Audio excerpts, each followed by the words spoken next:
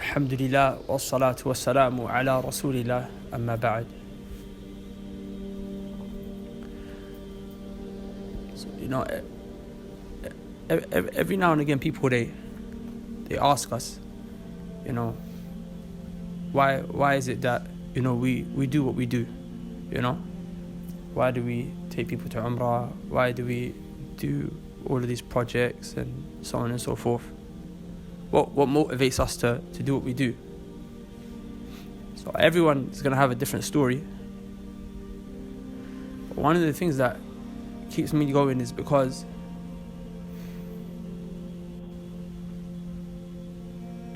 I've seen a lot of people when they died, they died in a bad way. And it's something that I'm constantly keep seeing.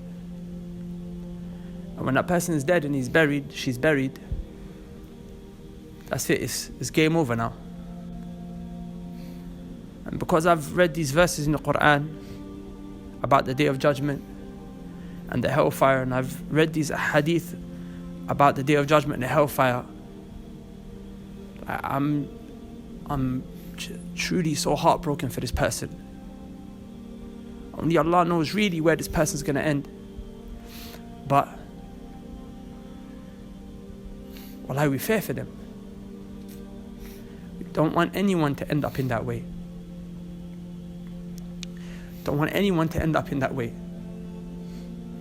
Salaf used to say that most of the people are drunk, and the only time they're going to become sober and wake up is when the angel of death comes to them. What benefit is that when it's too late? Wallahi, sometimes I rack my brain at night for a long time. I think to myself, how can we reach out to yourselves? How can we reach out to our brothers and sisters?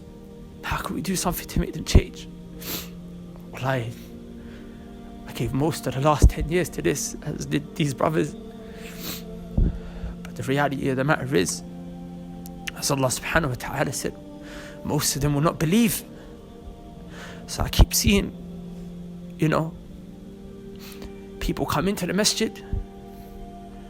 The ones who stay are always less than those who go back to the life that they're living. I remember there was a brother, he started practicing at the same time I started practicing, and he was really on deen, mashallah. He slipped up for about a few months. Next thing I heard, he got stabbed, killed. No one expected it. So I'm constantly just racking my brain. How can we think of new ideas, new projects, new initiatives to try and help people come to this beautiful religion? Understand that there is a Lord that will hold them to account. They have paradise and eternal ecstasy and bliss for eternity if they just obey Him. Or they have a tormenting punishment in the hellfire for eternity if they die upon disbelief. So I'm constantly thinking, how can I do this? And then when I'm literally at a point where I'm about to lose it, I'm there, I'm sometimes just crying to myself, I'm about to lose it. And then I just remember the verse. Allah subhanahu wa ta'ala said, إِنَّكَ لَا تَهْدِي مَنْ أَحْبَبْتَ وَلَكِنَّ اللَّهَ يَهْدِي مَنْ يَشَاءُ. Allah said to the Prophet, "O Muhammad, you cannot guide whom you love, but Allah is the one who guides." So we just say whatever words that we can, but our hearts are between the fingers of Ar-Rahman. So in the spirit of carrying on with doing what we do, which is just to say whatever we can say, I'm going to say something to you, inshallah ta'ala. And I pray that Allah subhanahu wa ta'ala allows my corrupted heart to become pure for a moment, so I can say this with sincerity. So hopefully what comes from my heart will go into your heart. Sisters, I just want to tell you something about paradise, because when I heard this, when I started practicing, it helped me stay on the deen. I want to talk to you about the greatest joy and the greatest bliss that we can have in paradise.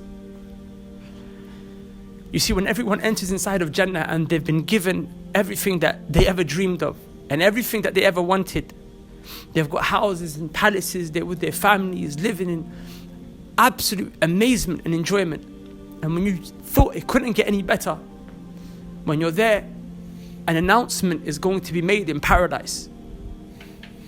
And all of you will be called and it will be said, "O people of Jannah, Allah, He is inviting you. Allah, He wants to have an appointment with you. So go to this particular place."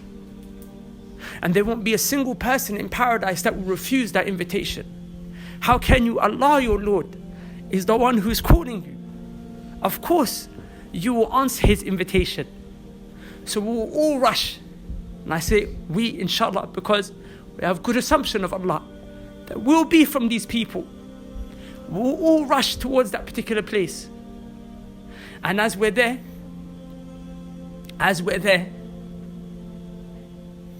suddenly Allah subhanahu wa ta'ala will come. Allah subhanahu wa ta'ala will come. And when Allah comes, everyone becomes quiet, silent. What is Allah subhanahu wa ta'ala going to say to us? Allah, the first thing He says, Assalamu alaikum. To the people of paradise, Allah, He sends His peace to them. So how do you respond and say salam to Allah? How do you respond and say salam to Allah? You say, "Oh Allah, you are salam. From you is salam. Blessed are you, the one who possesses majesty and honor." Allah will turn back to the people. In return, He will say, "O people of Jannah, this is the day of increase. This is the day where you're going to be given more." Allah's asking you, "What else do you want? Ask me now, I will give it to you."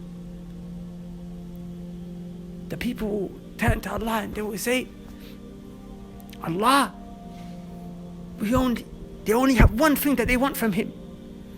And they will all say at the exact same time, they will say, "Allah, be pleased with us.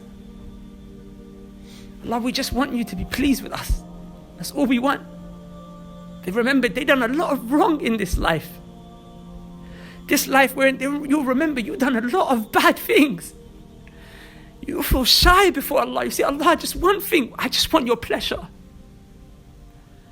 Allah will say, "My slaves, if I wasn't already pleased with you, I would not have entered you inside of my Jannah. So I now want to give you something you don't have. My pleasure you have. Ask me, because this is the day where I will give you more. The day of increase." The only one thing that we all will want at that time, my sisters, the only one thing that we will want is we will want to see Allah's face. Because no one till then would have seen His face, subhanahu wa ta'ala. So we will make that request. And Allah will remove the covering from His face. And His light will encompass each and every single person. And that moment will be so enjoyable that we will forget every other blessing that we were given. Every other blessing we were given, we will forget. Because of the intensity of this enjoyment and pleasure. Looking at the blessed, beautiful face of Allah. And then there will not be a single person who will be present that day, except Allah will speak to every single one of them individually. Allah will call out to each and every single one of you by name, my sisters. Allah will call you by name. He will say, "So and so." And He will remind you of the sins that you used to do in this world. Do you remember when you did that? Do you remember when you used to do that? And you made that mistake? And you will turn back to Allah and say, "Allah, won't you forgive us?" Allah will say, "Of course. Because of the fact that you've been forgiven, is why I saved you from the hellfire and I placed you inside of this paradise. My sisters, there's nothing in this world of enjoyment that you're seeking after, and you're disobeying Allah because you're seeking after that enjoyment. There's nothing that will ever compare in any way, shape or form to that moment right there. So sisters, please, do not throw it all away. The moment you go back is going to be the most difficult time for you. Keep up this new level of spirituality that you've reached. And you will do it by 3 things. Ustad, yes, he mentioned dua. I'm mentioning dua to you as well. He mentioned righteous companionship. And I'm mentioning that to you as well. But I want to mention one more thing. Sisters, knowledge. You can't love Allah if you don't know Him. You can't fear Him and hope in His mercy if you don't know Him. Learning about Allah is what will give you the fuel for your iman. And of course it will drive you to implementing that knowledge. سبحانك اللهم وبحمدك أشهد أن لا إله إلا أنت أستغفرك وأتوب إليك. Assalamu alaikum, sisters. So that was a reminder that we gave at our sisters' Umrah trip, and as is part of our routine every day before Fajr, before we go into the masjid, we gather everyone in the lobby and we give them a nice inspirational reminder, inshallah ta'ala, before they go out there and they worship Allah subhanahu wa ta'ala. And that's just one of many amazing things that we facilitate for our sisters on our sisters trip. So sisters, we would like to invite you guys to join us on our next trip, inshallah ta'ala, which is going to be in October, and it's actually going to be within the half term. More of the details and information and dates is all going to be below. If you guys would be interested in coming, inshallah ta'ala, you need to just make sure you do the following. Number 1, have a mahram that can accompany you. Number 2, make sure that you have a deposit ready to pay straight away, because this trip is expected to run out, inshallah ta'ala. We are already overbooked on our brother's trip in November, inshallah ta'ala, because our trips are in hot demand. We just released the sisters trip and the attention that's been getting has been so powerful, alhamdulillah rabbil alameen. So you want to make sure that you do not miss out on this opportunity of joining us, inshallah ta'ala, on this next sisters trip that we're going to be doing.